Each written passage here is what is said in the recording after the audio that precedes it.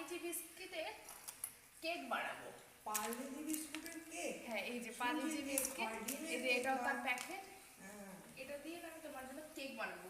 এই যে মিক্সিতে আমি এখানে এতটা মতন বিস্কুট নিয়ে নিয়েছি। গুঁড়ো করছো? হ্যাঁ। এটা হাতে করা যাবে না? হ্যাঁ হ্যাঁ, ইচ্ছা থাকলে সবই সম্ভব।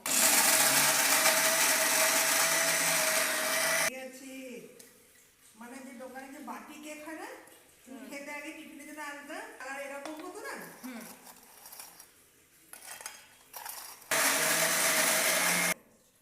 দারুণ হয়েছে। অনেক বড় কেক হবে তো, এটা তো আরো ফুলবে। হ্যাঁ, এটার মধ্যে দুধ যাবে, এটার মধ্যে তোমার চকলেট সিরাপ যাবে, অনেক উপকরণ যাবে। মা, তোমাকে যে বাটিটা নিয়েছো ওই বাটিটা হবে তো? হ্যাঁ, একটু বড় বাটি দেবো বাড়ির থেকে। আমার মানে এই বড় বাটিটা হলেই ভালো হবে, বলো মা? ছোট বাটির থেকে না একটু বড় বাটিটা না হলেই ভালো। তো আমি তো জাস্ট একটু রেখেছি। তো আমি শুধু রেখেছি এখানে রেখে দিই। রেখে দাও, পরে আমি যখন বানাবে তখন থালার মধ্যে একটা বাটিতে গুঁড়ি করে নেবে। কেক বানাবো বলে তুমি আমাকে দিয়ে কেক বানানো শিখছো? হ্যাঁ, প্রথমে এটা প্রথমে শোনো, করতে গেলে আগে তেলটাকে ভালো করে মাখাও। যতটা ভালো মাখাবে। আর আমি ততক্ষণে এই যে এখানে তো আমি আগে পুরোপুরি রেখেছিলাম। এবার এর মধ্যে এখানে না আমি চিনি দেওয়া আছে, চিনিটাকে আমি গুঁড়ো করতে ভুলে গেছি বলে আমি চিনিটা দুধের গরম জল আর দুধের মধ্যে গুলে দিই। ঠিক আছে, এবার এর মধ্যে এই যে এইটা দিচ্ছি। চামচটা মাপ দিয়ে নাও। হ্যাঁ, ভ্যানিলা।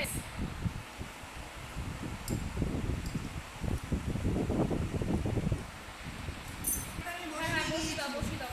এবার এখানে 1 চামচ এটা হচ্ছে কোকো পাউডার, হট চকলেট দিয়ে দিলাম। মামা, কি দিচ্ছ? Cocoa powder. গুঁড়োটা আমি সব দেবো, বেশি নিলাম। এবার পরিমাণ মতো তারপরে এইটা দিতে হবে। এখানে আছে বেকিং পাউডার, এটা হচ্ছে বেকিং সোডা। এবার এগুলো সব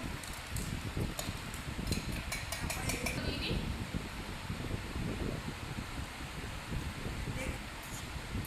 ভালো করে মিশিয়ে নিচ্ছি। তেলটা দাও, হ্যাঁ দিই। তেলটা পুরোটা দিয়ে দাও। না, পুরোটা দেবো না, তুমি দাও না। এবার এটাকে খুব ভালো করে মিশাচ্ছি। না মা, এতে পার্লেজি বিস্কুট গুঁড়ো দিয়ে বানানো। আমি দেখছি এর উপকরণই হলো পার্লেজি বিস্কুট, চকলেট সিরাপ।